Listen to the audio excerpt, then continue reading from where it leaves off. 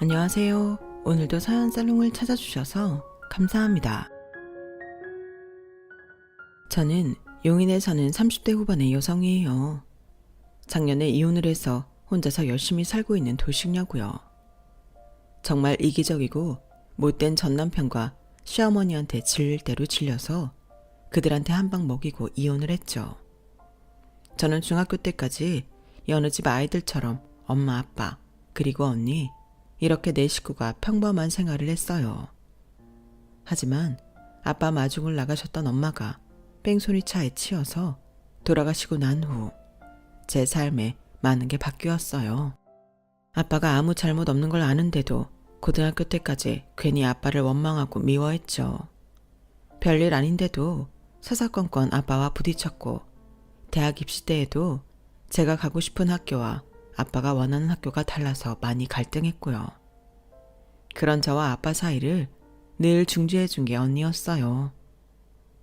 수인아, 아빠도 너의 미래를 생각하셔서 이러이러한 대학이 좋겠다 말씀하신 거니까 그냥 충고 정도로 듣고 흘려들어.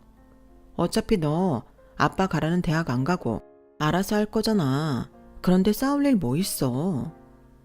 아, 몰라. 그냥 아빠가 말하면 다 짜증난다고.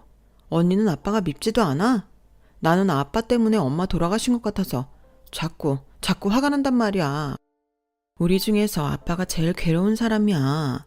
그리고 우리가 화낸다고 돌아가신 엄마가 우리한테 오는 거 아니잖아. 너도 좀 적당히 할 필요 있어. 아빠라고 엄마가 그렇게 돌아가실 줄 알았겠어? 아니잖아. 나쁜 건 다 그 뺑소니 운전자야. 아빠도 우리도 아니라고. 언니는 이렇게 항상 차분하고 객관적인 데가 있었어요.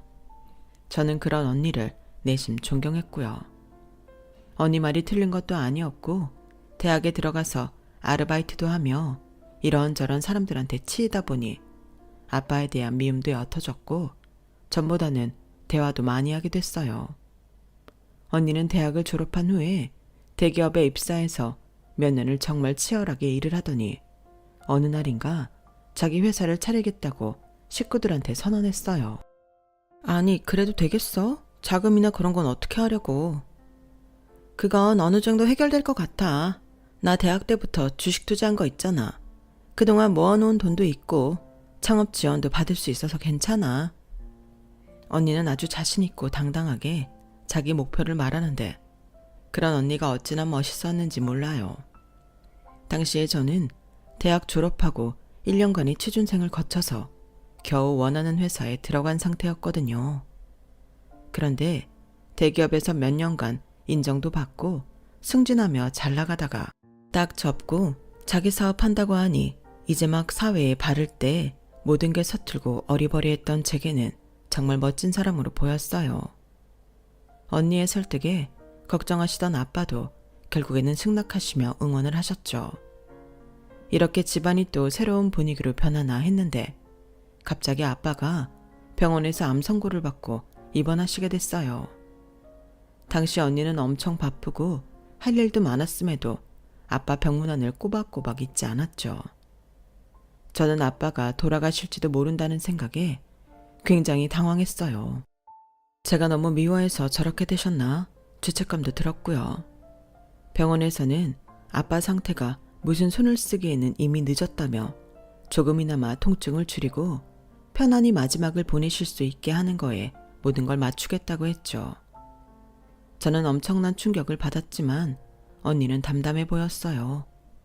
그때도 저는 완전히 아빠한테 마음을 풀지 않았고 내심 너무 속을 썩인 저를 아빠도 좋아하지 않을 거라 생각했어요. 그러던 어느 날 언니가 저를 조용히 불렀어요.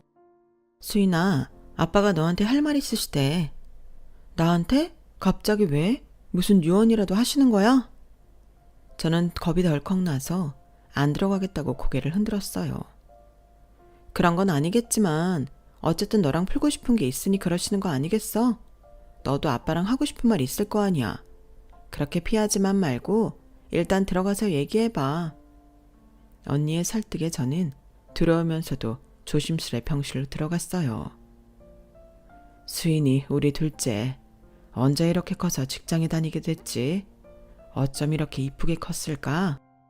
뭐 이쁘기는 언니가 더 이쁘지. 수인아, 아빠가 미안해. 아빠 때문에 엄마 먼저 하늘나라 보내서 그것 때문에 아빠 원망 많이 했지? 정말 미안하다. 순간 저는 눈물을 와락 터뜨렸고 아무 말도 하지 못한 채 엉엉 울기만 했어요. 그런 저와 아빠의 손을 꼭 잡아준 게 언니였죠. 그리고 일주일도 되지 않아 아빠는 엄마가 계신 곳으로 가셨어요. 장례를 모두 다 치를 동안에도 언니는 꿋꿋하고 담담하게 사람들을 맞이했고 모든 일정을 잘 마쳤죠. 저 역시 언니는 강하다는 걸 느꼈고 언니는 어느 때에도 흔들리지 않는다며 새삼 감탄했어요. 하지만 그건 모두 저의 착각이었음을 장례식 다녀온 후 그날 밤에 알게 됐어요. 원래 한번 잠이 들면 좀처럼 아침까지 깨지 않는 제가 그날은 웬일로 눈이 떠져서 거실로 나왔는데요. 아빠 방이었던 곳에서 울음소리가 들리더라고요.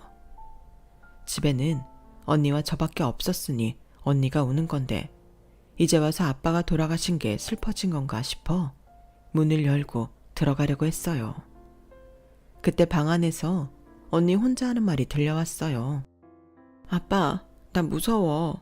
엄마 돌아가셨을 때도 무서웠지만 그래도 아빠가 있으니까 잘 참았고 아빠가 있으니까 내 사업도 해보겠다고 했던 건데 그냥 아빠가 있다는 것만으로도 내 든든한 백이 있는 것 같았는데 이제 나한테는 백이 없어. 어떻게 해. 우리 수인이는 또 어떡하고. 나 혼자서는 수인이 힘들 때 다독여주고 이렇게 세워주지 못할 것 같아. 아빠 수인이 걱정 많이 했는데 내가 이제 흔들려서 잘 못해주면 어떻게 하지? 너무 걱정돼. 아빠 왜 이렇게 서둘러 갔어? 나 아빠 없이 어떻게 살아? 엄마, 아빠, 나 무서워. 보고 싶어. 어린아이처럼 엉엉 우는 언니 목소리에 저도 저절로 눈물이 났어요. 저는 가까스로 입을 틀어막고 방으로 들어와 이불을 뒤집어 쓰고 펑펑 울고 말았어요. 언니는 항상 담담하고 모든 일을 차분하게 잘 이겨내는 사람이라고 어떤 일이 닥쳐도 괜찮다고 믿고 있었는데 언니도 저와 똑같은 사람이었을 뿐이라는 걸 그제서야 깨닫게 된 거죠. 그런데 저는 철없이 언니한테 틈만 나면 힘들다 위로해달라 너무 많은 어리광을 부렸었고요. 제가 얼마나 언니를 힘들게 했는지 뒤늦게 깨달은 저는 언니한테도 너무 미안했고 아빠한테도 미안했어요. 저는 가족들한테 걱정만 끼치는 철부지였던 게 부끄러웠고요. 그때 이후 저는 더 이상 징징대지 말아야겠다 결심했고 언니한테도 사소한 회사 일로 투정 부리는 일을 관뒀어요. 모든 걸 책임지는 사람이 되고자 노력하니 자연스레 회사 일에도 더 몰두하게 되더라고요.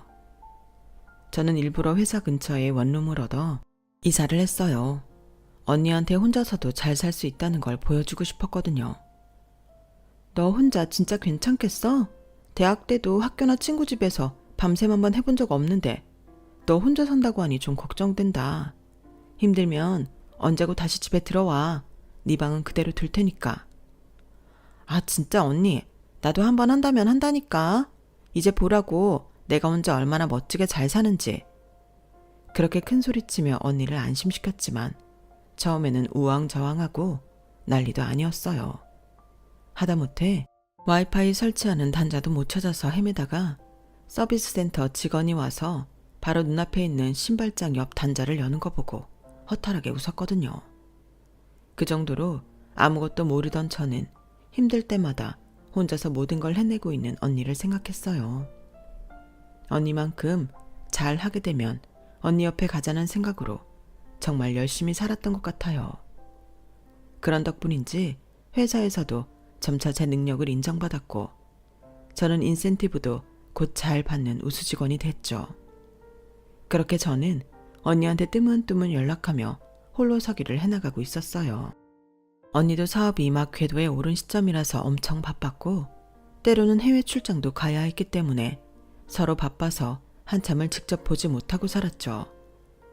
그게 아빠가 돌아가시고 4년째 되던 해였어요. 그때 남편을 만나게 됐는데요. 당시 해외 출장이 잦아진 언니와 거의 1년 반을 얼굴 한번 못 보고 지내던 때였어요.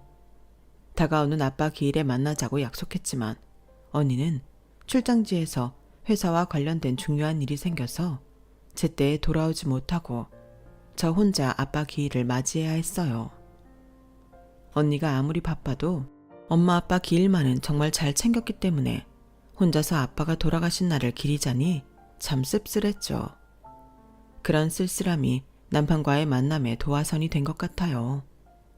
이전까지는 바쁘게 사느라 외롭고 쓸쓸한 걸 잘 못 느꼈거든요. 그런데 그에 들어서부터는 왠지 적적하다는 생각을 많이 했어요. 저는 남편과 적당히 만나다 헤어지겠지 하는 가벼운 마음으로 만남을 시작했어요. 전에도 몇 번 남자를 사귄 적이 있는데 다 몇 개월 되지 않아 헤어졌었거든요. 그러니 이번에도 비슷한 만남이 되려니 생각했는데 좀 다르더라고요. 남편은 제가 다니는 기업의 타 계열사에 있었고 과장이었어요. 저는 그때 막 팀장을 달았을 때였고요. 남편이 있는 부서의 과장이나 저희 팀의 팀장이나 같은 급이었어요. 그러니 서로 상사나 부하 같은 지위 차이가 없어서 만나기에 더 편하다는 느낌이 있었나 봐요. 저희는 대화도 참 잘 통했고 언제든 같이 있으면 마음이 편했어요. 그러다 보니 몇 개월은 훌쩍 지나가더라고요. 저는 이 사람은 전에 남자친구들과는 다른 것 같아서 만남에 대해 좀 더 진지한 태도를 갖게 됐어요. 처음에는 각자 회사에 비밀로 하고 있었는데 저희 만남이 길어지고 1년이 넘어가면서 결국에는 사귄다고 공개를 했고 얼마 지나지 않아 결혼 이야기가 나왔어요. 저는 선뜻 결혼하겠다는 말이 나오지는 않았지만 남편이 열심히 저를 설득했고 저도 언니를 완전히 안심시키려면 제가 가정을 갖는 게 좋겠다고 생각해 남편의 프로포즈에 좋다고 대답했어요.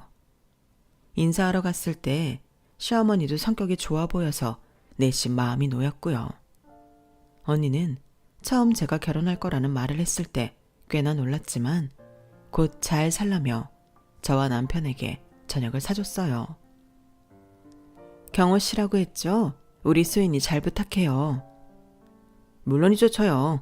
이제 곧 결혼하는데 말 놓으세요. 그럴까? 우리 수인이 막내이고 상처도 잘 받거든?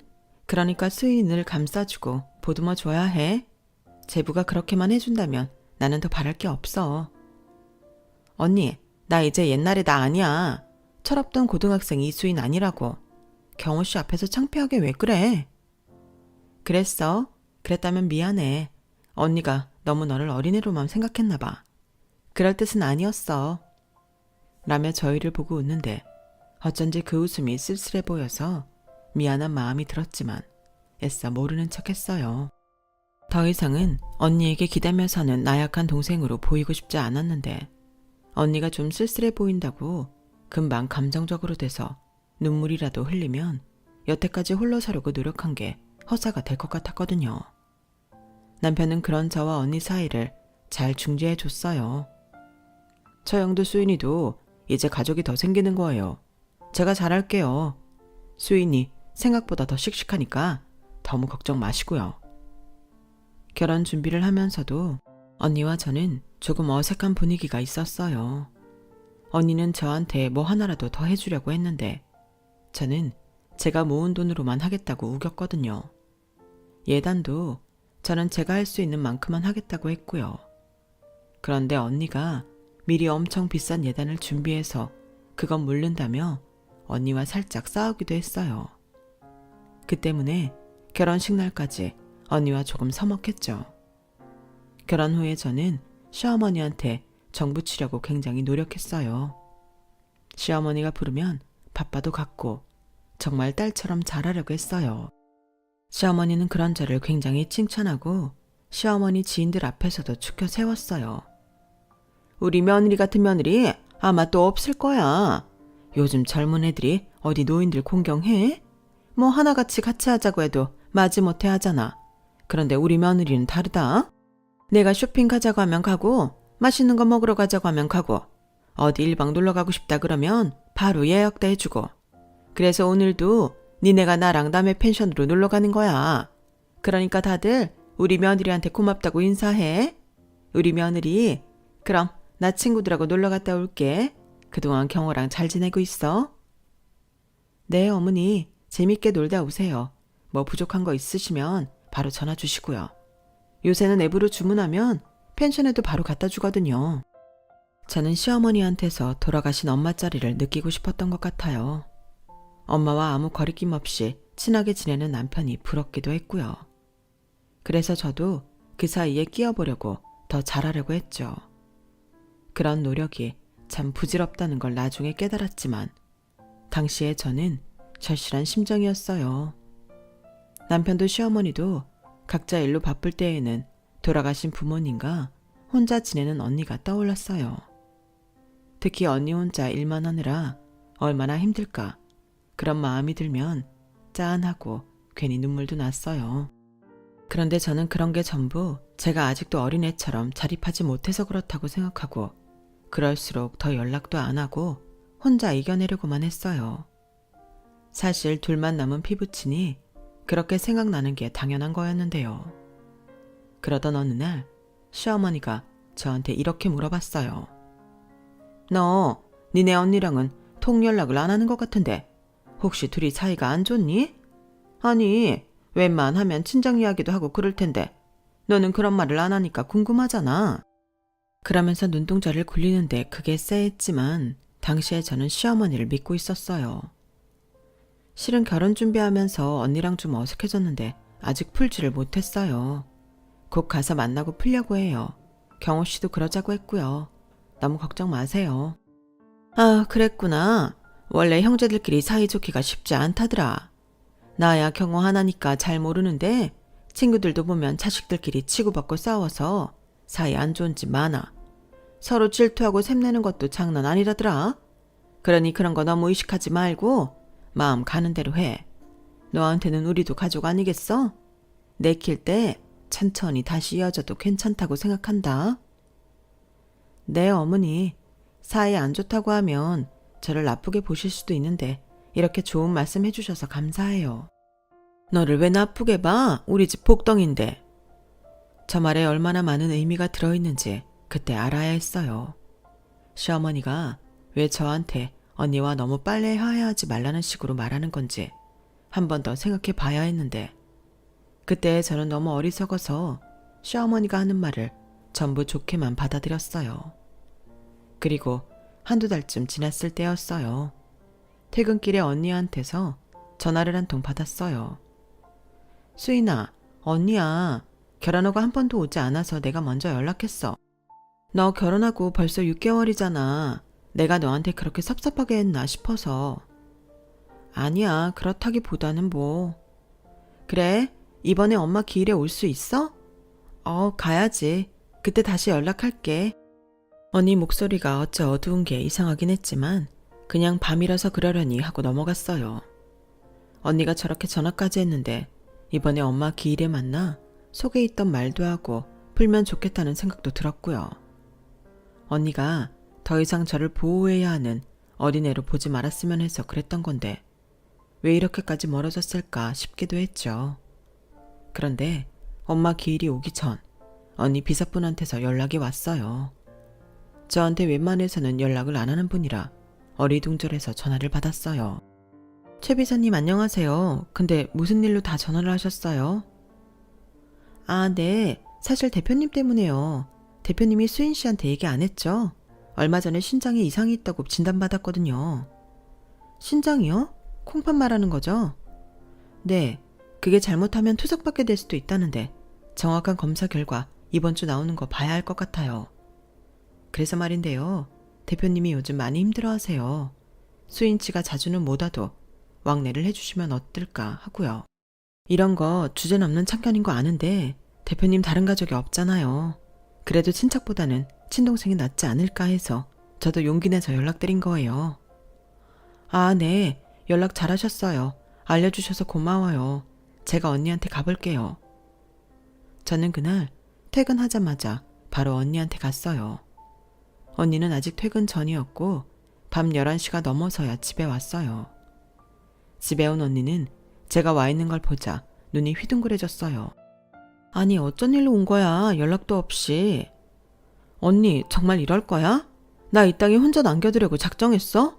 왜 아프다는 말 안 했어? 내가 그렇게 언니 맘 아프게 했던 거야? 나는 단지 나 혼자 잘할 수 있다는 걸 보여주려고 그랬던 거야. 그래서 예단도 나 스스로 다 준비하려고 했던 거고, 언니가 걱정 안 해도 혼자 잘 살 수 있다는 거 보여준다는 게 이렇게까지 될 줄 몰랐어, 언니. 아프면 아프다고 말을 해. 나 언니까지 잃기 싫어. 라며 언니 품에 안기자 언니는 저를 꼭 안아줬어요. 그래, 나도 너한테 걱정 안 끼친다고 하는 게 이렇게 됐네. 미안해. 그리고 나 괜찮을 거야. 어떻게 괜찮아. 아프다는 말을 듣고도 일한다고 이렇게 늦게 집에 오는데. 오늘부터는 내가 언니 챙길게. 그러면 제부랑 시어머니가 싫어하지 않겠어? 아니 언니. 경호 씨랑 시어머니 그런 사람 아니야. 걱정하지 마. 제 말에 언니는 갸웃하며 아리송한 표정을 짓더군요. 뭔가 이해가 잘 되지 않는다는 얼굴이었어요. 저는 언니가 그저 걱정하는 줄 알고 다시 괜찮다고 강조했어요. 그러자 언니는 알았다며 저더러 편한 대로 하라고 했어요. 저는 남편한테 언니가 아프다는 걸 알리고 병원 갈 때랑 주중에 한두 번은 언니를 돌보겠다고 했어요. 저는 남편이 선뜻 그러라고 할 줄 알았는데 제 말에 뜸을 좀 들이다가 알았다고 하더라고요. 왜 그래? 내가 언니한테 가는 거 마음에 걸려? 아니, 그건 아니고 너 언니랑 사이 별로 안 좋은 줄 알았는데 그렇게 갑자기 아프다는 말에 언니 돌본다니 어색해서 그러지. 알아서 해. 아무리 싸워도 피를 나눈 자매야 우리. 아프다고 하면 돌봐야 되는 게 당연한 거 아니야? 그래, 그렇지. 둘이만 있는 시간이 많은 건 아니지? 병원에 가고 집에 잠깐 들르는 거니까? 알았어. 저는 남편이 왜 그런 말을 하나 이해가 되지 않았지만 그걸 갖고 따질 생각이 들지 않아 넘어갔어요. 언니는 다행히 투석까지 하지 않아도 됐지만 정기적으로 치료를 받고 약도 잘 먹어야 했어요. 무엇보다 잘 쉬는 게 중요했고요. 제가 언니 병원을 따라다니고 식단 관리를 신경 쓰자 누구보다 비서가 마음을 놓더라고요. 그러더니 저를 따로 좀 볼 수 있냐고 했어요. 저는 카페에서 보자고 했고 언니 비서는 거기서 정말 제가 생각지도 못했던 말을 하더군요. 이거 꼭 수인 씨한테 알려야겠다 싶어서요. 제가 연락드리고 다시 만난 수인 씨는 수인 씨 남편하고 시어머니가 얘기한 거랑 너무 달라서요. 그게 무슨 말씀이세요? 남편하고 시어머니가 제 얘기를 했다는 거예요? 언제 어디서요? 그걸 최 비서님은 어떻게 알고요? 역시 아무것도 모르시네요. 수인 씨 남편하고 시어머니 한 달에 한 번꼴로 대표님 찾아와서 돈 받아갔어요. 계좌이체는 흔적 남는다고 전부 현금으로요. 그거 한두 푼도 아니었어요. 그게 다 수인 씨가 정신적으로 불안하고 어린애 같아서 불편한 점이 많다는 그런 말도 안 되는 불평들이었는데 대표님은 집안에 어른들이 없으니 이러는 것 같다며 이 돈 갖고 가고 수인 씨한테만 잘해주면 상관없다고 달라는 대로 다 주셨어요. 그리고 수인 씨 예단 때문에 대표님하고 멀어졌잖아요. 그 예단이요. 시댁에서 따로 다 받아갔어요. 뭐라고요? 지금 말씀하시는 거 진짜예요? 저는 도저히 믿기지가 않거든요. 정말이에요. 사실 대표님 사무실에 CCTV 있거든요. 언제 무슨 일 생길지 모르니 달아놓은 건데 그거 기록 돌려보면 제가 말씀드린 거 다 사실이라는 거 알 거예요. 제가 만약을 위해서 하나도 지우지 않고 그대로 다 보관하고 있어요. 아니, 언니는 왜 그런 말도 안 되는 요구를 전부 다 나 때문에 그런 거예요? 수인 씨는 대표님이 수인 씨 어리게만 생각한다고 하지만 대표님으로서는 엄마 아빠 노릇까지 하고 싶은 거예요. 그런 마음도 좀 헤아려 주세요. 그 집에서 늘 말하는 게 부모 없이 자라 가정교육이 제대로 안 된 여자 시집가기 쉬운 거 아니다.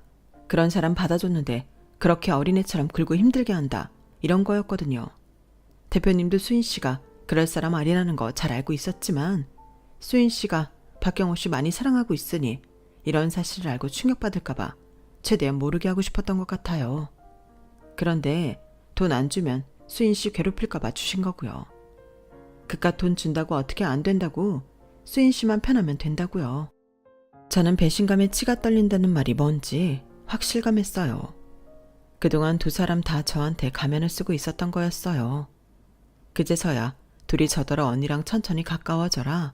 언니랑 둘만 있지 마라. 그런 말 했던 게 무슨 뜻인지 정확히 알겠더라고요. 자기들이 돈 받아가는 거 저에 대해 험담하는 걸 들킬까봐 그런 거였어요. 저는 언니한테 미안한 마음에 눈물이 왈칵 쏟아졌어요. 어쩌면 두 사람한테 시달리느라 언니 건강이 더 나빠졌는지도 모르겠다는 생각이 드니 두 사람에 대한 분노가 치밀었어요. 언니한테 너무 미안했고 언니 사랑을 받아들이지 못한 제가 얼마나 어리석었는지 깨달았죠. 저는 그날 언니 옆에 있기로 결심했어요. 이미 남편과 시어머니한테 정은 다 떨어졌거든요. 불과 몇 시간 전까지만 해도 두 사람에 대한 신뢰가 가득했고 참 애틋했는데 그 모든 게 뒤바뀌어 버린 게 신기할 정도였어요. 두 사람은 그 정도로 저를 감쪽같이 속이고 언니한테 빨대 꽂고 있었던 거예요. 저는 일단 회사에 병가를 내고 언니가 다시 검사받기 전까지 언니 식단과 운동 그리고 잠자는 것을 다 체크해 주기로 마음먹었어요. 그리고 언니와 그간 있었던 일들을 이야기하며 서로의 마음을 다 터놓게 되었죠. 저는 저대로 언니 걱정을 끼치지 않으려 했던 게 이런 사태까지 만들었고 언니는 언니대로 제가 부모 없다고 욕먹지 않고 편하게 살기만 바랬던 게 저의 상황을 완전히 오해하게 된 거였고요. 언니, 나 이대로는 못 있어. 그 인간들 진짜 어떻게든 벌받게 하고 싶어. 근데 지금은 언니가 먼저야. 언니 병원에서 검사 다시 받고 뭐라고 하는지 얘기 들은 다음에 결정할 거야. 라며 언니 손을 꼭 잡았어요. 언니가 다시 병원에서 검사를 받았을 때 의사는 언니가 일주일 정도 입원했으면 좋겠다고 했어요. 잠시만이라도 아무 일 하지 않고 안정을 취하면 훨씬 괜찮을 거라고요. 저는 꼭 그렇게 해달라고 했고 언니는 제가 등을 떠밀다시피 해서 병원에 입원했어요.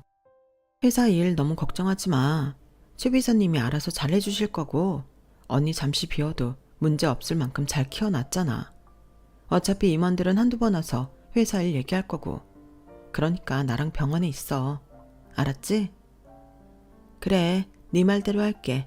정말 수인이 이렇게 믿음직한 거 빨리 알아줬어야 하는데 그랬으면 그 사람들 배만 불리는 짓 안 했을 텐데. 나도 마찬가지지 뭐. 괜히 자존심 부리다가 이렇게 됐네. 언니 입원 수속이 끝난 후 저는 마음을 단단히 먹고 집에 갔어요. 언니 상태가 좋지 않아서 병원에 계속 같이 있겠다는 말을 하고 어떻게 나오나 지켜볼 작정이었죠. 그랬더니 이 인간 상상했던 것보다 더 못돼 먹게 나오더군요. 굳이 입원까지 하나? 무슨 암도 아니고 수술하는 것도 아닌데. 그리고 도움 있으면 되지. 왜 네가 있어야 돼?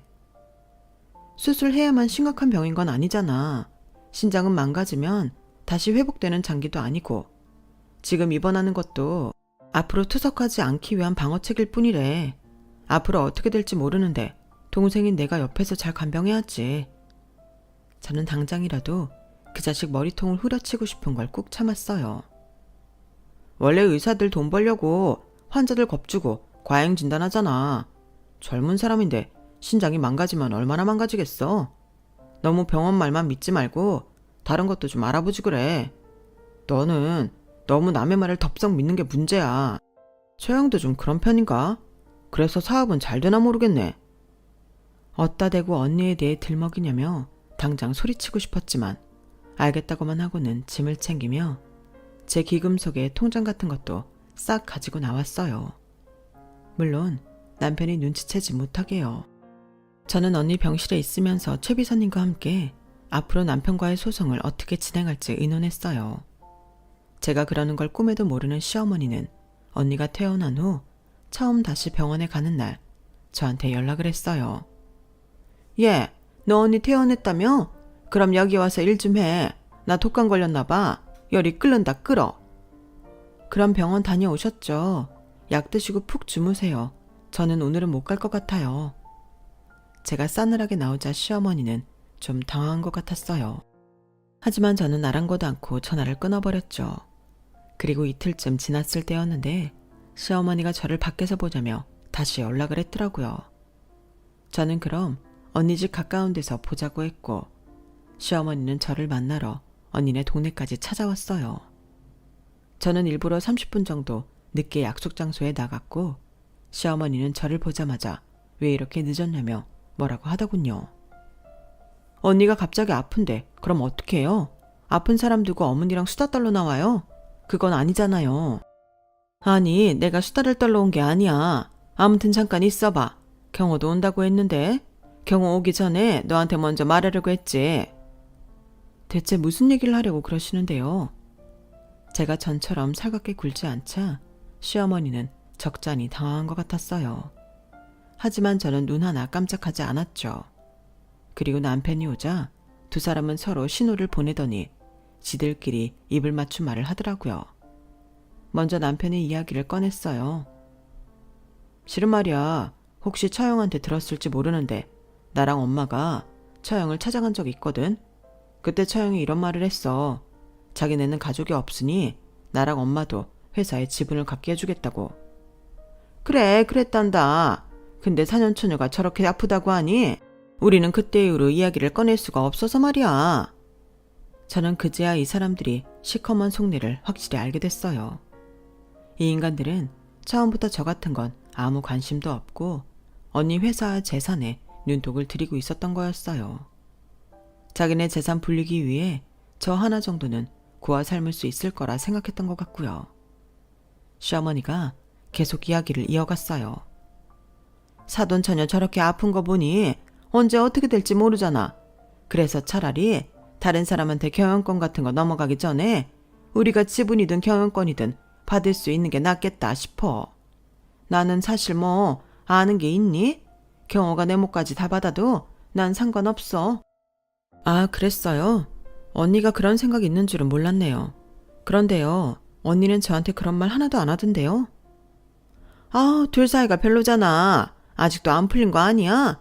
둘이 같이 있어도 그런 이야기까지 하기는 좀 그랬나 보지. 맞아. 보니까 처형도 수인이 너는 모르기 바라는 거 많더라고. 그랬겠지. 내가 두 사람이 언니 찾아가는 거 알았으면 가만히 있지 않았을 테니까. 제가 날카롭게 대답하자 남편과 시어머니는 놀라서 입을 다물었어요. 그럼 제가 확인을 좀 해볼게요. 최 비서님 말로는 그 사무실에 CCTV가 있다고 했거든요. 그 안에서 무슨 일이 있을지 모르는데 그 정도 보안은 해야 되지 않겠어요? 그래서 언니 사무실은 CCTV뿐 아니라 독점 방지 장치도 있고 별거 다 있어요. 그러면 정말 언니가 그런 말을 먼저 했는지도 확인 가능하고요. 제 말에 두 사람은 표정이 일그러졌어요. 그러더니 남편이 떠듬떠듬 이러더군요. 아, 근데 그 얘기한 지가 좀 돼서 그런 거 놓고 하는 건 한 달 정도 지나면 다 파기되지 않아? 그래, 그렇지? 그 말 나온 지는 한참 됐다. 우리가 몇 달 전에 갔어. 아니에요. 저희 언니 회사 그런 거 1년 이상도 보관해요. 그러니까 그런 점은 염려 마시고 제가 최 비서님 통해서 확인할게요. 라며 자리에서 일어나자 두 사람은 오늘도 언니 집에 있을 거냐고 묻더군요. 그래야죠. 언니 아직 힘들잖아요. 그리고 정말 그런 말 했는지 언니한테도 확인도 해봐야 되고요. 아니 뭐 대단한 병에 걸렸다고 그런다니? 어지간하다 너도. 그리고 너는 언니 감명한다면서 뭘 또 그런 걸 물어본대? 아픈 사람 좀 낫기라도 한 명 물어보든지 하지. 그건 엄마 말이 맞아. 수인이 너 이제 좀 집에 들어와. 맨날 처형한테 가서 붙어있으니 이거 참. 왜? 뭐 불편한 거라도 있어? 뭐가 불편한데?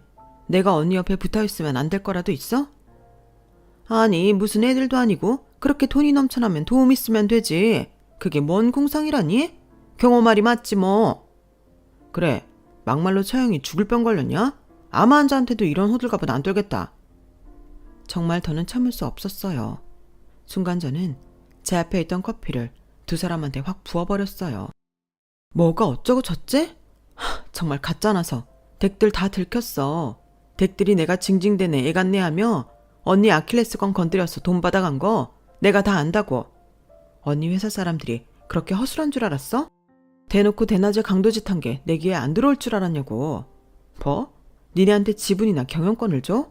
웃기고들 있네. 나 벌써 다 확인해봤어. 니들이 돈 6번이나 현금으로 받아간 거 다 봤다고. 우리 부모님 일찍 돌아가신 걸 악용해서 지들 배를 불려? 이런 빌어먹어도 시원치 않을 인간들이 니네 앞으로 가고 단단히 해. 나 그냥 안 넘어갈 거니까. 제 말에 두 사람은 어쩔 줄 몰라 했고 저는 바로 카페를 나왔어요. 그 후 저는 최 비서님과 함께 의논하며 선임한 변호사가 준비한 이혼 소송장을 남편과 시어머니 앞에 보냈어요. 두 사람이 언니한테서 돈을 뜯어간 건 영상도 남아있고 둘이 저를 모함했던 음성 기록들도 다 있었기 때문에 완전 빼도 박도 못할 상황이었죠. 그리고 사람들을 써서 신혼집에서 남편 짐을 싹 빼서 시댁으로 전부 보내버리고 신혼집은 부동산에 금매로 내놓아 그날 바로 사겠다는 사람한테 그냥 싸게 넘겨버렸어요. 퇴근하고 돌아온 남편은 졸지에 집을 잃게 되었고 시어머니랑 같이 전화를 해서 사정을 하더군요. 수인아, 그게 말이야. 내가 다 설명할게. 우리 다 설명할 수 있어. 처형이 그런 말 한 건 사실이야. 그러니까 오해하지 말고 내 말 끝까지 들어. 야, 언니 그런 말 한 적 없다고. 내가 확인했어. 너 허튼 수작 부리지 마. 니네 엄마 보고도 쓸데없는 짓 하지 말라고 해. 안 그러면 네가 한 짓 회사 커뮤니티에 다 올려버릴 테니까. 그러자 남편은 서둘러 전화를 끊었고 그 후로 둘은 저한테 아무 연락도 하지 않았어요. 그리고 이혼 소송장을 받아든 날 남편과 시어머니는 언니 집으로 찾아와서 저와 언니한테 손이 발이 되도록 싹싹 빌었어요. 정말 미안하다 세아가. 우리가 잠시 미쳤었나 봐. 그래, 처형이 돈을 워낙 잘 버니까 그만 눈이 돌아서 내가 정말 잘못했어 수인아. 처형, 제가 잘못했습니다. 한 번만 용서해 주세요. 그래 사돈 처녀, 우리 그 돈 없어. 그거 우리 다 못 갚아. 한 번만, 제발 한 번만 선처해 줘. 그렇게는 못하겠는데요. 멀쩡히 당당히 잘 살아있고 댁들한테 그렇게 잘하는 내 동생 이상한 사람 만들었잖아요. 얼마나 우리를 우습게 봤으면 그랬겠어요. 당장 나가세요. 안 그러면 진짜 철성신세 지게 할 테니까. 언니가 바로 인터폰으로 경비실에 연락하면서 경찰까지 불러달라고 하자 두 사람은 꽁무니가 빠져라 도망가 버렸어요. 결국 두 사람은 소송할 비용이 없다며 봐달라고 저희 변호사를 찾아갔고 변호사는 두 사람이 2년 내로 돈을 다 갚기로 하는 조건에 합의이혼을 하라고 했죠. 둘은 어쩔 수 없이 각서를 쓰고 공증까지 받았고요. 이후 언니는 저희 회사 이사님한테 남편이 한 짓을 알렸고 그 일로 남편은 임원들한테 찍혀서 계속 찬밥 신세로 있다가 결국 사표를 쓰고 어디 작은 회사에 취직했다고 들었어요. 그렇게 저희 짧은 결혼 생활은 이혼으로 종지부를 찍었어요. 저는 언니와 함께 서울에 가기 편하면서도 공기 좋은 데를 찾아 이사를 했고요. 남편은 지금도 저희 돈을 갚고 있는데요. 하루빨리 정리가 돼서 그쪽 인간들하고는 완전히 연을 끊고 사는 게 제 소원이에요. 그래도 돈을 다 받아내려고 해요. 너무 괘씸하니까요. 저는 아직도 그 인간들 생각하면 자다가도 벌떡 일어나거든요. 아무튼 저는 좀 더 언니와 지내며 재혼이나 앞날에 대한 건 천천히 생각하려고 해요. 제 이야기는 여기까지예요. 들어주신 분들 모두 감사드리고요. 행복한 날들 되세요. 여러분, 사연 댓글에 응원과 현명한 조언 부탁드려요. 좋아요와 구독은 저에게 큰 힘이 됩니다. 오늘도 좋은 일 가득하세요.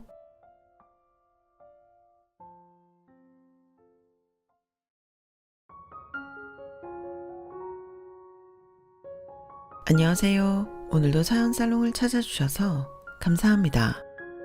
저는 경기도에 사는 30대 초반의 여성이에요. 저는 작년 이맘때에 결혼을 했다가 단 3주 만에 남편과 갈라서게 됐어요. 그럴 거면 결혼 왜 했냐고 하실 분들도 계시겠죠. 하지만 혼인신고도 안 한 마당에 뻔뻔하고 구시대적 사고방식으로 저를 무시하는 그런 집안과는 얼른 끊어버리고 싶었어요. 결혼이라는 게 분명 남녀 두 사람의 일이고 둘의 사랑이 중요한 게 맞죠. 하지만 저는 제 인생 최대 사건인 이혼으로 꼭 그게 다가 아니라는 걸 깨달았다고나 할까요? 저는 다음번 만남은 정말 신중하게 생각할 것 같아요. 남편의 삐뚤어진 효심과 그게 당연한 줄 아는 시어머니는 그 짧은 3주라는 기간 내내 저를 우습게 여겼다가 결국 쪽박 차지 않으면 다행의 신세가 되었어요. 이제부터 저의 완전 짧았던 결혼 생활과 이혼 이야기 시작할게요. 사실 저와 남편이 결혼한다고 주변에 알렸을 때 제 친구들은 모두 의아한 반응이었어요. 민정아, 너 정말 최충호하고 결혼해? 우리는 너 그 사람하고 결혼 안 할 줄 알았어. 너무 안 어울려서. 겉보기에 어울리고 말고가 뭐가 중요해. 우리 두 사람 마음이 중요하지. 그런데 이혼을 한 후 친구들이 했던 말은 외모가 아니라 분위기. 그러니까 느낌 같은 거였다는 걸 알았어요. 딱 봐도 저 두 사람은 뭔가 아닌데 싶더라는 거예요. 그리고 다행히 저의 이혼을 두고 뭐라고 하는 친구들은 없네요. 뒤에서 뭐라고 말하는지 그것까지는 모르지만 제가 신경 쓸 일은 아니니까요. 그런 거 보면 주변에서 보는 눈이 더 정확하다는 말이 많네요. 시어머니는 처음부터 저를 못마땅하게 생각했어요. 그걸 감추지 않고 티도 많이 냈고요. 저는 엄마가 중학생 때 돌아가신 후에 아빠가 저 고2 때 재혼을 하셨거든요. 워낙 아빠가 혼자 저와 남동생 키우느라 힘들어 하신 것도 알고 아빠 직업이 증권 쪽 일이라서 새벽에도 갑자기 불려나가고 때로는 밤낮이 바뀐 생활도 하셨기 때문에 저나 남동생은 아빠의 재혼을 환영했어요. 새엄마가 오시고 저희 가족이 단란히 잘 지내나 싶었지만 그것도 잠시였고 저 대학 들어가자마자 아빠가 병으로 돌아가셨죠. 닦아놓고 말해서 새엄마는 저희 남매와 아무런 연결점이 없음에도 한번 엄마는 끝까지 엄마라며 저희 손을 놓지 않으셨고 동생과 저 뒷바라지도 정말 헌신적으로 하셨어요. 제가 대학을 졸업하면서 바로 취직을 할 수 있었던 것도 제가 아무것도 신경 쓰지 않고 취직 준비에만 몰두할 수 있게 모든 걸 지원해 주셨기 때문이거든요. 남동생도 좋은 대학에 원하는 과에 잘 들어갔고요. 저와 동생은 누구보다 엄마에게 고맙게 생각하고 있고 누가 뭐라고 해도 저희 세 사람은 한 가족이라는 믿음이 있어요. 하지만 시어머니는 그런 저의 배경을 걸고 넘어졌어요. 아니, 친엄마도 아니고 아빠가 재혼을 한 거면 집안이 대체 어떻게 돌아가는 거야? 아가씨네 가정교육 믿어도 되겠어? 내 입장에서는 아주 중요한 문제야.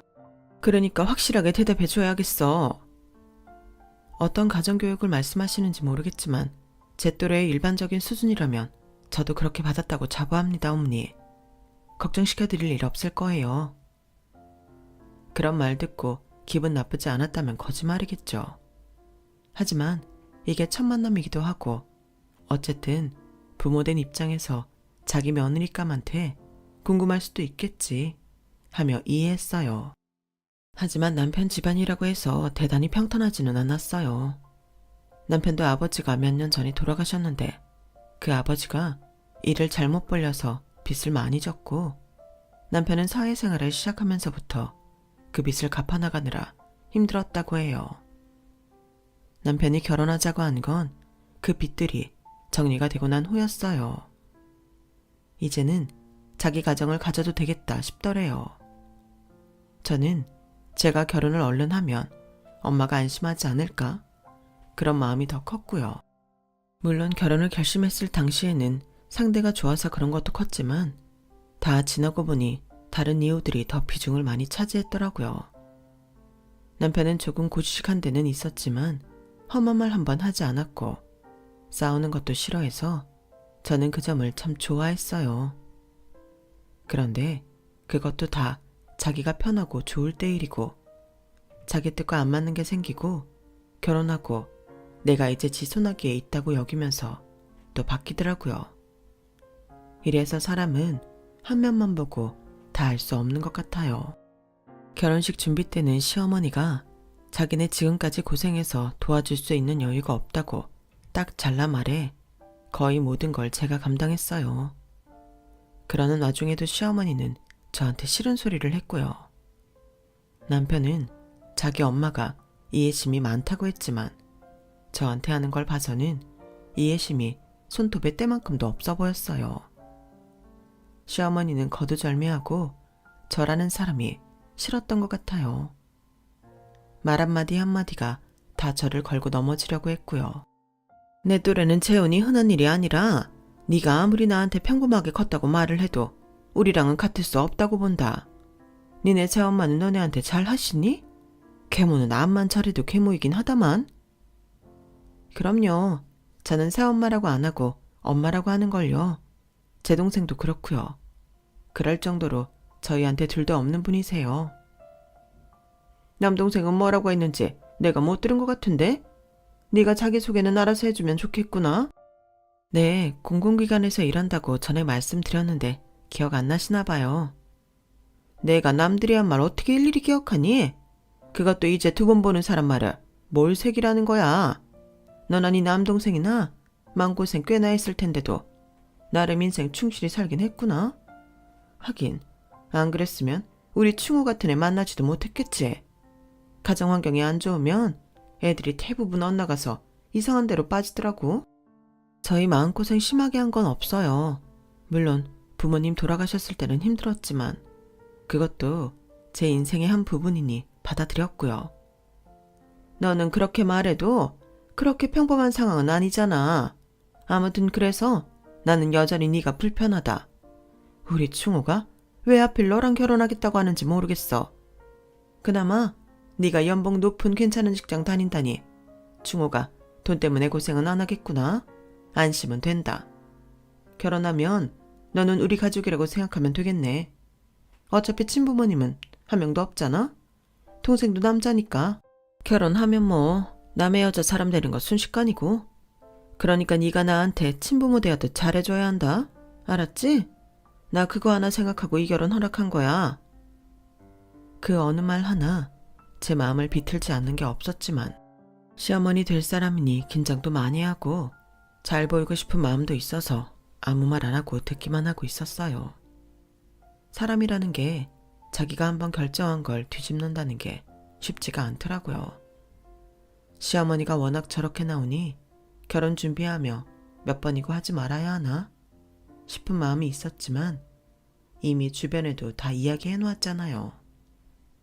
그런 것들이 선뜻 뒤집게 만들지 못하더라고요.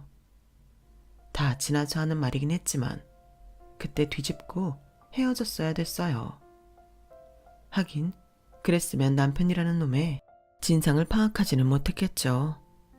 신혼집은 워낙 남편 쪽에 여유가 없었기에 새엄마가 제 앞으로 만들어 놓은 적금으로 전세를 얻어주셨어요. 언제 그렇게 준비하셨는지 그 적금을 내놓는 순간 저절로 눈물이 핑 돌더라고요. 뭘 울어. 엄마가 돼서 자식 결혼자금 준비도 안 한다는 게 말이 돼? 이것 말고도 네 예단할 돈도 따로 뒀으니까 걱정 마. 네가 모은 돈으로만 어떻게 해보겠다고 생각하지 말고. 엄마, 그래도 너무 고마워서 뭐라 말해야 줄지 모르겠네. 뭐야 김민정, 이렇게 또 나 새엄마인 걸 티내는 거야? 친엄마였어도 이렇게까지 고마워했을까?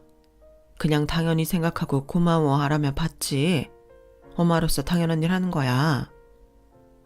아빠는 증권맨으로 꽤 많은 돈을 남기셨고 엄마는 부동산과 주식에 대해 철저히 공부하셔서 아빠 돈을 허투루 쓰지 않으시고 차곡차곡 불리셨어요.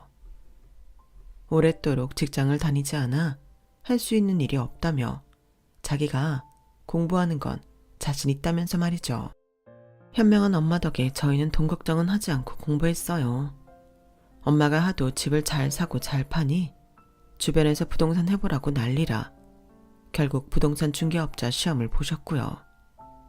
그래서 지금은 서울의 큰 재래시장에서 작은 부동산을 하시는데 규모는 그래도 집도 자가이고 엄마 차도 따로 있고 노후 자금까지 여유 있는 알부자예요. 아무튼 그렇게 집을 엄마가 해결해 준다고 하니 남편이 엄청 좋아하더라고요. 그러니까 집 안에 들어놓는 건 충우 씨가 많이 했으면 해. 나는 어머니한테 맞춰서 예단도 해야 하잖아. 물론 엄마가 도와주신다고는 했지만 그래도 내 힘으로 할 수 있는 데까지는 해봐야지. 그래야지. 그런데 너도 알다시피 내가 여윳돈이 많이 없잖아. 그러니 신혼 물품을 준비한다고 해도 썩 마음에 드는 걸 할 수 있을 것 같지는 않더라. 그래서 말인데 지금 반반으로 해서 그래도 좀 괜찮은 걸 사는 게 좋지 않겠어? 한두 번 쓰는 것도 아니고 장만해두면 다 오래 쓰는 거니까 몇 년 지나고 난 다음부터는 집에 들이는 거 전부 내 돈으로 할게. 기왕 내 사정 이해해주기로 한 거 조금만 더 봐줘. 이렇게까지 말하는데 안 된다고 할 수 있나요? 저는 알겠다고 했고 남편은 그제야 마음을 놓는 게 보였어요. 제가 집도 해오고 집에 들일 물건들도 반은 한다고 하니 시어머니는 아주 대놓고 화색이 돌더라고요. 아우 너무 잘 됐네. 안 그래도 우리 호정이 혼사 얘기까지 오가서 이거 다 어떡하나 했는데 말이야. 아가씨도 결혼해요? 몰랐어요. 축하드려요. 충호가 아직 얘기 안 했구나. 아무튼 목돈 들어갈 거 확 줄어서 그거 하나는 좋구나. 아 맞다. 우리 차 바꾼다는 말은 들었어?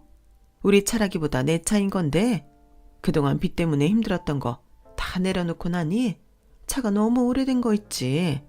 그래서 이 기회에 제일 좋은 걸로 바꿀 거다.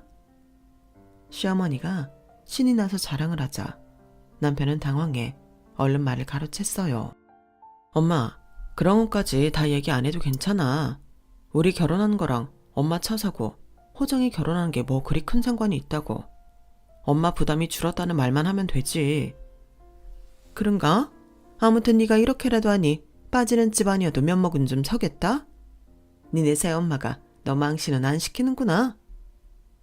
그 말을 할 때 정말 욱할 뻔한 걸 가까스로 참았어요. 아무리 저보다 나이가 많고 제가 대접해야 할 어른이라고 하지만 저런 막말까지 다 참아야 하는 건 아니라고 생각해요. 그래도 저는 최대한 시어머니 예우를 하려고 애를 썼고 남편도 그런 저의 눈치를 보며 더는 자기 엄마가 말을 하지 않게 괜한 수다를 떨더라고요. 그러자 시어머니는 남편 보고 왜 이리 쓸데없는 말을 하냐며 짜증을 내더니 또 이러더군요. 예민정아, 내가 못할 만한 건 아니지? 앞으로 네가 다 알아야 할 사정인 건데 얘는 왜 이리 유배를 떠니? 엄마, 내가 차차 이야기한다고 했잖아. 그러니까 그 얘기는 그만하고 다른 얘기해요. 남편은 유난히 자기 엄마가 말을 못하게 하려고 필사적이었어요. 그때는 저희 집에 대해 나쁘게 얘기할까봐 그러는 줄 알았죠. 하지만 그게 아니었어요. 남편한테도 다른 속내가 있어서 그랬던 거예요. 그리고 상견례를 마치고 난 후 저희 집은 제 결혼을 그닥 반기지 않는 분위기로 변했어요. 엄마도 남동생도 그 집 분위기가 마음에 들지 않는다고요.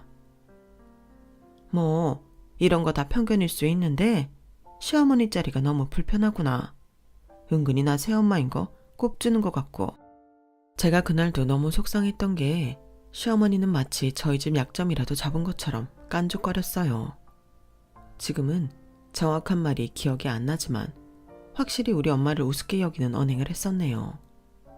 거기다 동생까지 이렇게 말하더라고요.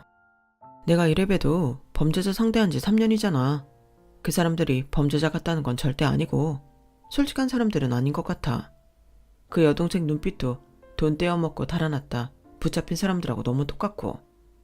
이렇게 말하면 너무 넘겨짚는다, 궁예한다 그러겠지. 아무튼 느낌이 그래. 느낌이 좀 안 좋네. 매형만 봤을 때랑 달라. 매형도 거기 있으니 어째 같은 사람으로 보이고. 남동생은 검찰청에서 검찰 수사관으로 일하고 있거든요. 그러니 두 사람 말이 아주 신경 쓰이지 않았다면 거짓말이죠. 그동안 저도 보고 겪은 게 있기도 하고요. 결혼식이 끝난 다음 날 신혼여행을 떠나는 자리에 나온 시어머니는 엄마한테 또 한마디 했어요. 어머, 이렇게 신혼여행까지 배웅 나오실 줄 몰랐어요. 이러니까 진짜 엄마 같으시다. 아무튼 민정이가 고아처럼 자라지 않게 하신 건 대단하시네요. 앞으로는 제가 알아서 잘 가르칠게요. 우리 민정이를요? 제가 배울 거 다 배우고 지 앞가림 잘하는데 사돈 보시기에 우리 민정이가 많이 모자라나 봐요.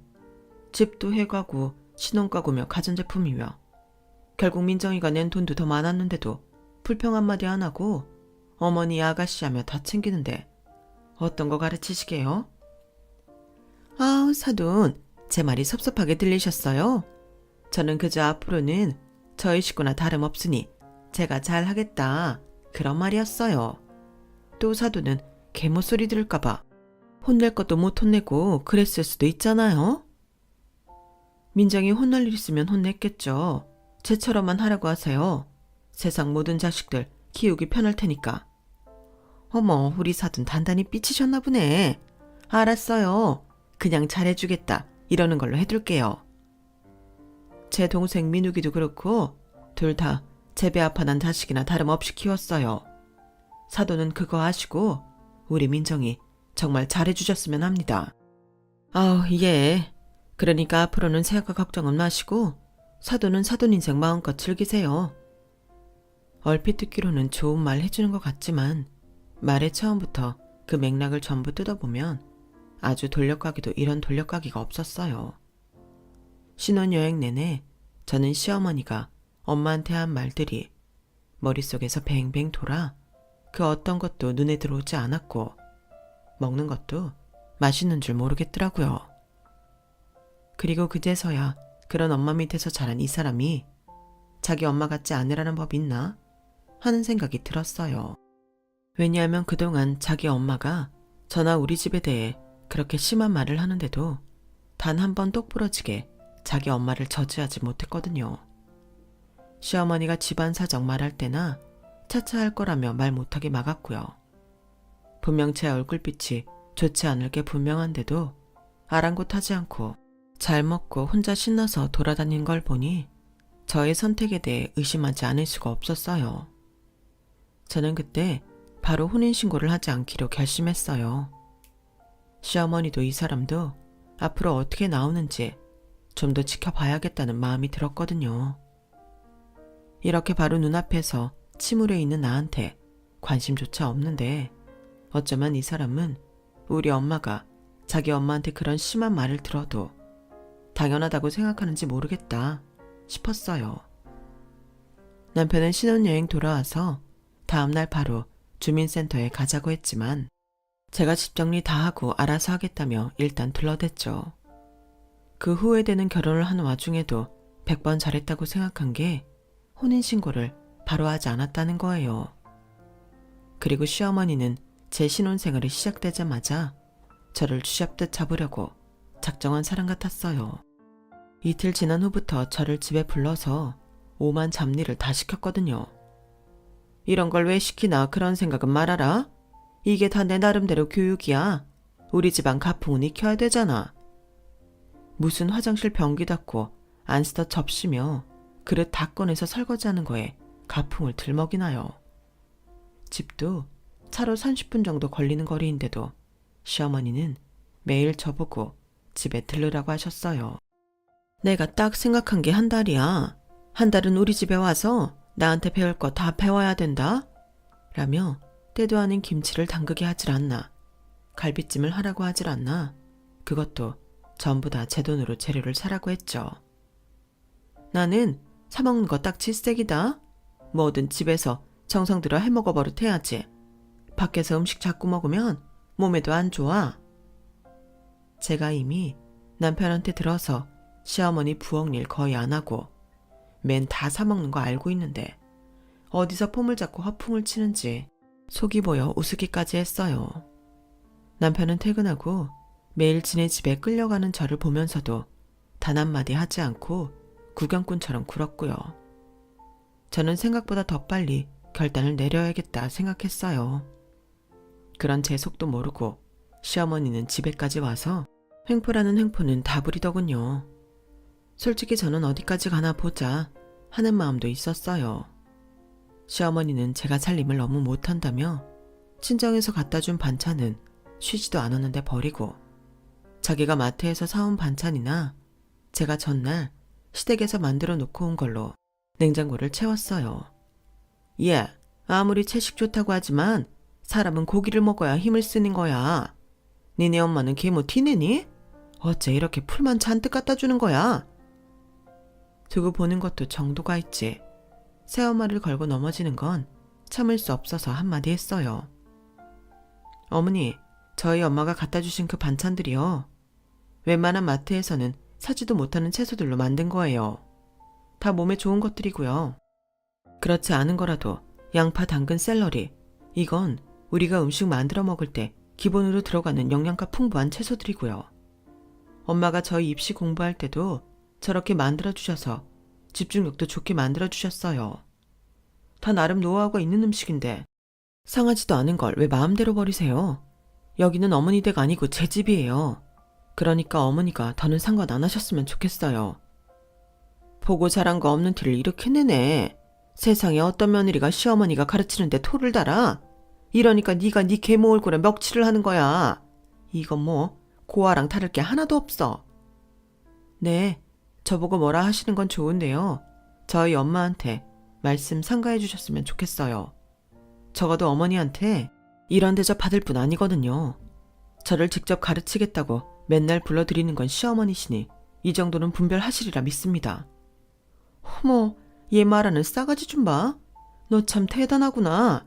그래, 그렇게 대단한 너 집안 살림은 어떻게 하나 보자. 우리 충우 돈 막 쓰는 거 아니지? 가계부나 통장 내용 내놔. 지금까지 어머님 댁에 장박한 거 다 제 돈으로 썼고요. 저희 공동 통장 같은 거 없어요. 충우 씨가 아직 그럴 사정이 안 되잖아요. 그건 차차 만들기로 했으니 확인하고 싶으시면 나중에 하시면 되겠네요. 시어머니는 제 말에 부들부들 떨며 돌아갔고 집에 돌아온 남편은 저한테 그걸 갖고 뭐라 했어요. 시어머니가 남편한테 곳에 전화를 했더라고요. 너 엄마랑 좀 잘 지낼 수 없어? 그냥 아무 말 하지 않고 듣기만 해. 그러면 너도 편하고 좀 좋아? 꼭 이렇게 신혼 초장부터 내가 엄마한테 네 험담하는 전화를 받아야겠어? 충호 씨는 이 상황이 괜찮은 거야? 내가 어머니한테 말도 안 되는 소리를 듣는 게? 거기에 대해서는 할 말 없어? 뭘 또 그렇게까지 생각을 해. 어른들이 다 그렇지 뭐. 라며 더는 말하기 싫다며 TV 리모컨을 손에 쥐더군요. 결혼 전부터 조짐이 보였지만 솔직히 이 정도로 자기 엄마한테 맞추라며 제 감정은 생각 안 할 줄 정말 몰랐어요. 이 일이 전부 결혼하고 2주 내에 일어난 일이에요. 이러니 제가 이 결혼 텄다고 생각 안 하게 됐나요? 거기다가 정말 제가 결혼을 뒤엎을 일이 곧 터졌어요. 주말이 지나고 시어머니가 회사에서 일하는 저한테 전화를 했더라고요. 제가 바빠서 받지 않자 급하다며 문자까지 보냈길래 좀 한가할 때 얼른 나와 전화를 했죠. 그랬더니 정말 말도 안 되는 소리를 당당하게 짓거렸어요. 너 오늘 월급날이지? 충호한테 다 들었어. 그러니까 월급 1원도 빠뜨리지 말고 바로 나한테 보내라. 지금쯤이면 월급 들어오지 않았니? 월급을 보내라뇨? 왜요? 그럼 저희는 뭘로 살아요? 충호한테 못 들었어? 우리 호정이네 신혼집 대출한 거랑 내 차 할부금 오늘부터 나간다. 그거 네 돈으로 하기로 했잖아. 못 들었고요. 그걸 제 월급으로 다 내겠다는 말씀인 거예요? 저는 너무 황당해서 머릿속이 하얘졌어요. 그런 감각은 진짜 태어나서 처음 경험했네요. 아니 충호는 다 말한다더니 어떻게 된 거야? 아무튼 일단 돈 보내라. 알았지? 하더니 일방적으로 전화를 끊더군요. 저는 차는 대체 뭘 샀고 신혼집 대출은 뭔 소리인지 제대로 이야기를 들어야겠다 싶어 남편한테 문자를 보냈어요. 남편은 집에 빨리 오겠다며 그때 다 말한다더군요. 저는 혼자 생각을 해봤어요. 결혼 전에 시어머니가 돈 들어갈 일 줄었다며 신우 결혼 이야기랑 자기 차 바꾸는 거 말한 게 이러려고 했나 싶었어요. 남편이 그런 이야기를 못하게 시어머니 말을 가로막은 것도 다 이유가 있었던 거였고요. 그제야 모든 게 다 환히 보이는 느낌이었어요. 남편이 늘 시어머니 이야기에 대충 넘기며 자기 할 일만 한 것도 저한테는 관심이 없고 그저 자기네 식구들 비위 맞추기만 바라던 것도요.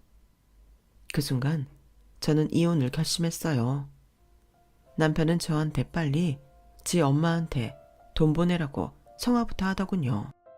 웃기지 마. 이런 통보를 내가 왜 받아들여야 해? 나는 전혀 알지 못한 사실이고 내 돈 믿고 차 사고 아가씨 결혼한다. 집 마련한 거면 꿈 깼으면 좋겠네. 야, 너 나랑 같이 살면서 서로 돕기로 했잖아. 내가 지금 빠듯하니까 네가 먼저 드릴 수 있는 거 아니야? 그런데 이제 와서 이렇게 나오면 어떡해? 너만 믿고 있었는데. 아니, 사전에 한마디 말도 안 해놓고 뭐가 어째? 서로 돕는다는 건 이런 의미가 아니지. 우리 같이 먹고 사는 이야기잖아. 나한테는 우리 집에 대한 것까지 합한 거였어. 내 월급 쪽에서 드리는 것만으로는 부족해서 그래. 그리고 엄마 차는 12개월이면 끝나니까 좀 참고 돕자. 차를 대체 뭘 샀는데 나더러 돈을 달라는 거야. 벤츠 신형 좀 큰 걸로 장만했어. 엄마 평생 고생하셨는데 그 정도 탈 자격은 되잖아. 아니, 자격을 나한테 강요하지 말고 그건 자기 형편되는 대로 타는 거지. 그 차 할부 낼 수 없으면 안 타는 게 맞는 거고. 며느리가 있는데 왜 돈을 못 내? 뭐? 충우씨, 나랑 결혼 왜 했어? 이러려고 했어? 아니, 두루두루. 결혼은 원래 이렇게 서로 도우려고 하는 거잖아. 지금은 네가 여유 있으니까 네가 먼저 내라는 건데 그걸 뭐 이렇게 발끈해. 아무튼 돈 얼른 보내드려. 엄마 차도 이미 타고 다녀서 중고돼서 모르지도 못해. 집은 뭐 애들 장난이야? 이미 그 집 해주고 결혼하기로 한 건데 이제 와서 그 집 못한다는 말도 못하지. 아, 아가씨가 좀 사는 집하고 결혼하나 보네? 니네처럼 결정과정도 아니고 제대로 된 집안이야. 그러니 너도 그 정도는 감수해야지. 와, 저는 그때 정말 확 깼어요. 정신이 번쩍 든 거죠. 이 인간조차 우리 집을 무시하고 있었던 거였어요. 한마디로 제가 만만하니까 결혼한 거고요. 그럼 방법은 이것밖에 없겠다. 이혼하는 거. 너 안 되겠으니까 짐 싸서 니네 집으로 가. 야, 왜 이래? 뭐 이딴 일 갖고 이혼하니 만회하는 거야. 나는 그저 각자 자기 위치에 맞게 하자는 거야. 우리는 이제 공동체잖아. 그럼 남편 돈이 없으면 아내가 나서서 먼저 해줄 수도 있는 거 아니겠어? 이런 게 평범한 집안들이라고. 알겠어? 이런 식으로 은근슬쩍 우리 집을 내리까는데 저도 더는 눈에 보이는 게 없더라고요. 그래? 알았어. 그럼 내가 돈 낼게. 너랑 네 엄마 소원대로 돈 보내준다고. 그리고 저는 핸드폰을 두드려 시어머니한테 이체를 했어요. 저는 분해서 이를 부득부득 갈며 보냈죠. 그런데 바로 득달같이 시어머니한테서 전화가 왔어요. 얘, 너 돈 이게 뭐니? 너 이거 보낸 거 맞아? 18원이 뭐야? 뭐가 잘못된 거 같은데? 은행에 말해야 하나? 아니요, 맞아요. 18원. 제가 보냈어요. 그거나 드시라고요. 그러자 시어머니는 전화기에 대고 악을 쓰며 소리를 질렀어요. 야, 너 미쳤어? 이게 시애미한테 뭐? 18원? 저는 전화를 확 끊고 남편에게 똑바로 말했어요. 들었지? 18원. 이게 내가 너랑 네 엄마한테 해줄 수 있는 유일한 거야. 더 이상 한시도 너랑 있고 싶지 않으니까 이 집에서 당장 나가. 내가 네 돈으로 산 물건들은 바로 업체 불러서 실어 보낼 테니까 나가라고. 야, 민정아, 좀 정신 차리고 찬찬히 얘기하자. 뭘 찬찬히 이야기를 해. 웃기지 마. 너 나 뜯어먹으려고 결혼했잖아. 그리고 우리 집을 우습게 봐? 엄마가 새엄마라서 우리 친부모님이 다 돌아가셔서 그런다고 우습게 보는 게 말이 되니? 너네 집 뭐가 그렇게 대단한데? 볼 거 하나도 없는 집에 돈도 없어서 결혼할 때 아무것도 해주지 못해놓고 뭐가 그렇게 당당하냐고. 전부 우리 엄마 돈으로 다 해놓고 사는데도 고마운 건 모르고 걸핏하면 평범한 집안 들먹이는데 내가 왜 살아야 돼? 네 마음 알겠어. 그런데 우리 엄마 그동안 고생하셨잖아. 그러니 우리가 마음 앞에서 효도하는 마음으로 해드릴 수 있잖아. 우리 엄마 대놓고 비꼬는 소리 하는 사람한테 내가 왜? 너도 아주 당연하다는 듯 가만히 있잖아. 그런 인간들한테 내가 왜? 너네 엄마 곧 달려올 기세던데 니네 엄마 오면 너 같이 가면 되겠다. 그러니까 당장 짐 싸. 정 그러면 엄마 차 할부면 네가 책임져. 호정이 집 대출금은 내가 어떻게 해볼 테니까 이러지 말자 우리. 그걸 내가 왜 책임져? 뭐? 벤츠? 진짜 가짜나서. 우리 엄마 건물 있고 자가에다 지금도 돈 벌어도 벤츠 안 타. 돈도 없는데 무슨 배짱으로 벤츠를 사. 그것도 큰 거? 너 나한테 다 덤태기 씌우려고 말 안 했지? 네 속 다 보여. 너처럼 은근슬쩍 사람 등쳐먹는 인간을 내가 뭘 믿고 평생을 살아? 어차피 우리 혼인신고도 안 했으니까 너랑 나는 그저 동거만 했을 뿐이고 아무 사이 아니야. 여기 내 집이고. 그러니까 당장 나가. 아우, 네가 너무 화를 내니 무슨 말을 못하겠다. 나 일단 나갈 테니까 너 좀 가라앉으면 다시 대화하자. 다시 대화할 일 있으면 경찰서에서 보자고 할 거야. 그리고 너 내 동생이 정확히 무슨 일 하는지 모르지? 검찰 수사관이야. 네 일로 검찰 갈 일은 없겠지만 수사관이면 너 같은 인간 어떻게 취급하는지 감이 오지? 경찰에도 인맥 있어. 그러니까 짱돌 굴릴 생각하지 말고 당장 네 짐 챙겨. 얼른. 안 그래도 우리 엄마랑 동생이 니네 집 인간들 쎄하다고 하더라. 와, 내 친구들도 정말 너랑 결혼할 거냐고 했을 때 내가 다시 생각했어야 되는 건데 이럴 때에는 남들 보는 눈이 더 정확하긴 하네. 하긴 내가 콩깍지 씌었으니 보이는 게 있었겠어? 너란 인간한테 열받을 정도로 감쪽같이 속았는데. 제가 하는 말 한마디 한마디 전곡을 찌르니 남편은 얼굴이 하얘져서 자기 짐을 챙기더라고요. 저는 그 인간이 칫솔까지 다 챙기는 걸 지켜봤고 마침 집 앞에 온 시어머니한테 그 짐가방을 던지듯 주며 두 사람을 쫓아내 버렸어요. 더 이상 우리 엄마를 모욕하고 저를 우습게 보는 인간들하고 같은 공간 안에 있고 싶지 않았거든요. 남편처럼 어물쩡 자기 집에만 헌신하기를 바라는 사람하고는 평생을 같이 할 자신도 없었어요. 시어머니는 제가 남편을 쫓아냈다며 난리를 치고 저희 회사까지 쫓아왔지만 제가 미리 경비실에 말해둔 덕에 시어머니는 로비에서 밀려나 회사 안으로 들어오지도 못했어요. 시어머니는 저한테 문자 폭탄을 보내고 제가 얼마나 나쁜 년인지 사방팔방 다 말할 거라고 악을 썼어요. 그래서 제가 전화 온 거 딱 받고 이렇게 말했죠. 네, 한번 해보세요. 그러면 저도 어머니랑 그 인간이 절 어떻게 속여먹었으며 어머니가 저희 엄마한테 무슨 말 했는지 낱낱이 밝혀줄 테니까요. 어떻게 하시겠어요? 그리고 어머니 계속 저한테 이러시면 제 동생도 가만 안 있는댔어요. 제 동생 검찰 수사관이라고 겁먹으라고 하는 거 제가 되게 싫어하는데요. 이번 경우에는 제가 동생 카드 좀 쓰고 싶네요. 이 시어머니가 얼마나 비겁한지 그 말 나오자마자 태세전환 하더군요. 어머, 내가 또 뭘 그렇게까지 잘못한 건 아니잖니? 속상해서 그런 거지. 얘야, 아직 화 많이 났지? 우리는 너 화 풀릴 때까지 기다릴 수 있어. 내가 잘못했다면 사과하마. 기분 나쁘니? 미안하다. 아니, 누가 이런 성의 없는 사과 받겠대요? 어머니 곤란해지실까봐 수쓰는 거 여기서도 다 보여요. 그러니 쇼 그만하세요. 전화 다시 하지 마시고요. 시어머니는 제 말에 꼼짝 못하는 것 같더니 며칠이 지나 저희 집 앞에 찾아와 저를 천하의 페루나라며 고래고래 소리 지르고 저희 엄마를 모욕하고 집안이 콩가루라 자기네 집도 망친 집이라며 난리를 쳤어요. 제가 정말 경찰에 신고했고 선처 안 해주겠다고 버티니 그제야 싹싹 빌더라고요. 내가 다시는 안 그럴게. 속상해서 해본 소리야. 그러니 한 번만 받아오. 응? 이렇게 부탁할게. 그렇게 한번 뜨거운 맛을 보여주니 다시는 안 하더군요. 남편도 술 마시고 찾아와서 그깟 돈이 뭐라고 그걸 못 줘서 결혼 3주 만에 이혼이냐며 행패를 부리다가 동생한테 정말 혼나보겠냐는 으름장을 듣고 꽁문이 빠져라 도망갔고요. 정말 끝까지 치졸하고 비열한 인간들이었어요. 그 과정을 모두 겪으며 저는 남편한테 있던 일말의 정까지 싹 다 정리하고 완전 털어냈어요. 물론 제 안에 상처는 남아있죠. 그래서 한동안은 휴직을 내고 산사에도 갔다가 명상도 배우러 다녔네요. 몇 달의 실랑이 끝에 남편과 저는 돈 문제도 깨끗하게 털어내고 완전히 인연을 끊어버렸어요. 저는 핸드폰 번호도 바꾸고 그 인간 메일이며 SNS도 전부 차단했고요.